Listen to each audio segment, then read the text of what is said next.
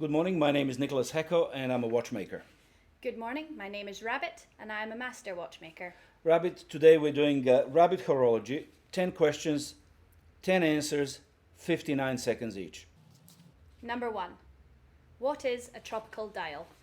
A tropical dial is a watch dial that has changed color over time due to prolonged exposure to environmental factors, most likely sunlight, humidity, heat, chemical instability in the original dial material.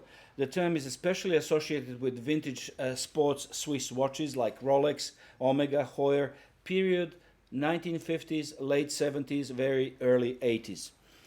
Black dial slowly fades into shades of chocolate brown, caramel, tobacco, bronze, golden tones.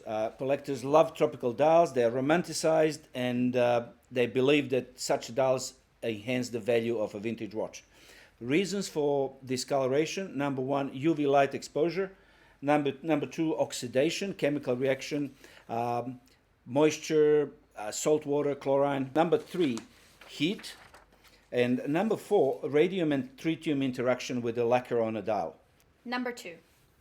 What is a good case opener tool for a hobbyist watchmaker? Well, fantastic question. The industry standard is a Bergeron 5700, which is a professional watchmaker's case opening tool for waterproof watches. Problem, it's 1,200 US dollars or more. Therefore, as a hobbyist, you should be looking for a Chinese replica readily available online they go for about $200. There are two actually tools that you need. First one is the case opener itself that comes with the coupler and adjustment jaws, and the second set is the set of rubber attachments. With those two, you will be able to open 99% of waterproof cases with a success rate 99%. Two professional watchmakers tips. Number one, make sure that you bolt the case opener to a bench. Number two, make sure that you always try to get a case back off the watch with a rubber attachment. Only if you can't get it off with the rubber attachment, then use the metal jaws. Number 3. Why don't you wear a watch? Well, the truth is most watchmakers don't wear a watch, but I do have two watches, one on my bench permanently positioned, which is a Seiko railway pocket watch from my birth year. It's a Showa 38, and this watch was actually issued as a tool watch to railway men in Japan. I use this watch to set all repaired watches on time. However, when I travel, I wear my Seiko radio control titanium watch. I love it. It's very light, it's super accurate, and it's waterproof enough for daily wear. Again, most watchmakers hate watches on a wrist while they're doing fine work, assembling, disassembling. So that's why you will rarely see a watchmaker wearing a watch. Number 4. Are mechanical Seiko watches accurate? Well, that's a fantastic question. Short answer is they're accurate enough. In what kind of business is really Seiko? Omega and Rolex are in luxury goods business. Seiko is in every man's watch business, meaning Seiko watches start at $300-400, then to $1,000, then to tens of thousands, and then you have a high-end luxury with Grand Seiko, hundreds of thousands, $500,000 most expensive Grand Seiko. The question is, what are you looking for? A simple quartz watch, maybe solar powered, maybe entry-level automatic, pro diver, dress watch, some other timer, or you're looking for a superbly accurate watch like Astron? You tell me.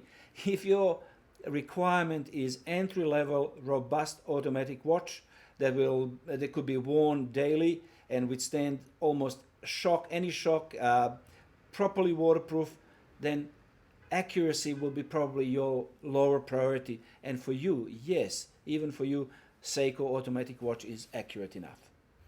Number 5. What is the correct tool to remove a chronograph sweep hand?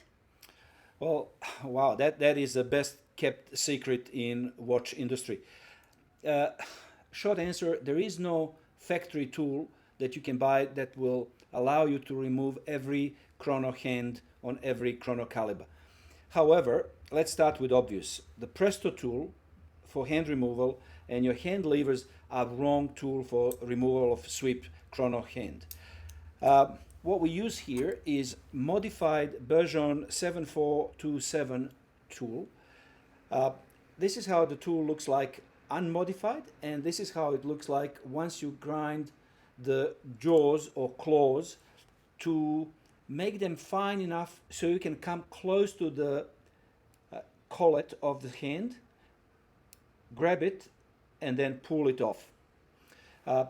How to modify this tool? Well, this is a story in itself. You need some way to remove most of the material of the tip of the jaws, as per photos. Number 6. What is your favorite YouTube watch channel? Well, talking about your rabbit hole of YouTube horology, I only watch channels that are completely unknown and obscure. And one of them would be a channel that has been around for 7 years, 200 videos, and less than 200 subscribers. It is called Antique Montandon Watches 1736 to 1950, A Glimpse into the Past. What can I say?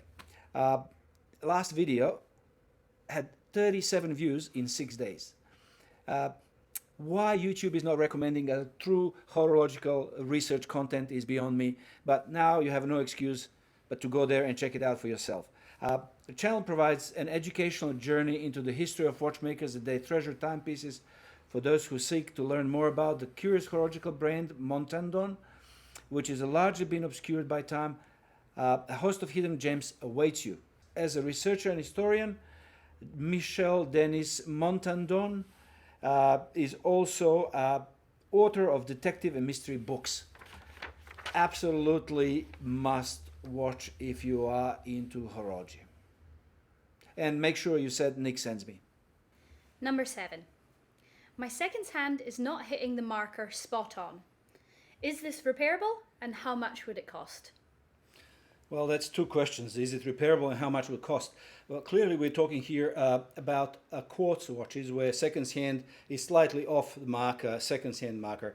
I have a little recording here of my Seiko, which is a $1,000 watch, and it does hit a seconds hand marker absolutely spot on every time.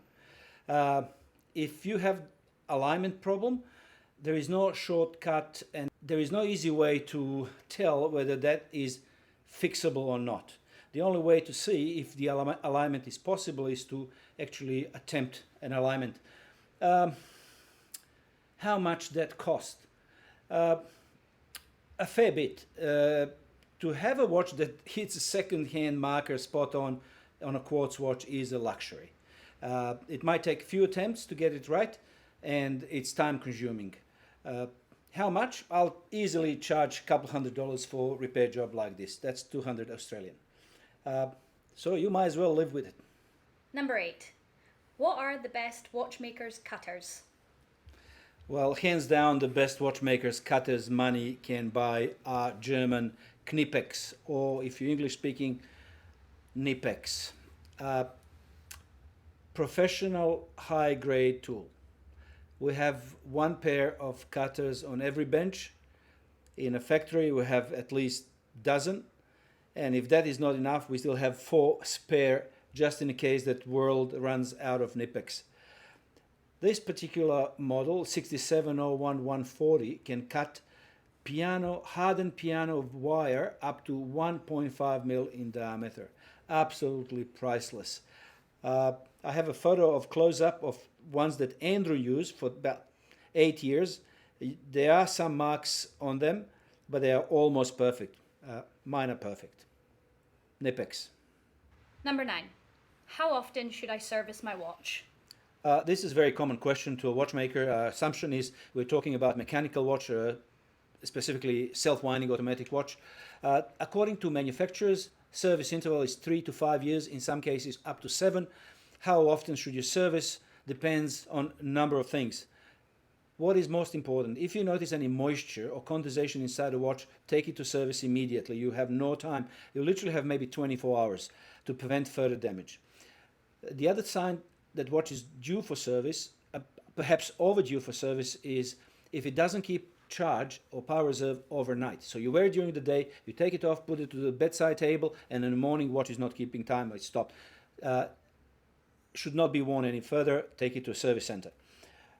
Some watch collectors would say, well, I have multiple watches and they are on rotation. Well, that means I wear one watch this week and other watch next week, and then this watch comes back on a wrist in a month time or so.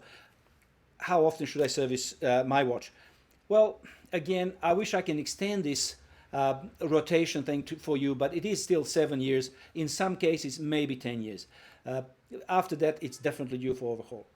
About vintage watches, any 7750 Valjoux movement should be overhauled on regular basis. You can probably get away between 10 to 15 years with the vintage 861 Omega caliber. These watches are built like tanks and they can last for many years without any wear and tear to a movement. Number 10. Why should anyone subscribe to your YouTube channel? Well, what you watch is a matter of your choice. I suggest that you do support genuine content creators like ourselves. There are many YouTube channels run by real people. What I would say, avoid artificially intelligence generated YouTube content. And the problem is there will be more and more of that content in years to come. So stick with the people who are real. Another reason, very soon we're giving away Captain Turtle Seiko, $2,100 once we hit 100,000 subscribers. If you like the channel, for a chance to win, hit subscribe. Again, thank you for watching. If you have any comment of any nature, leave it down. And if you want me to expand on any of the subjects mentioned today, please do so. I'll be happy to oblige. Happy horology.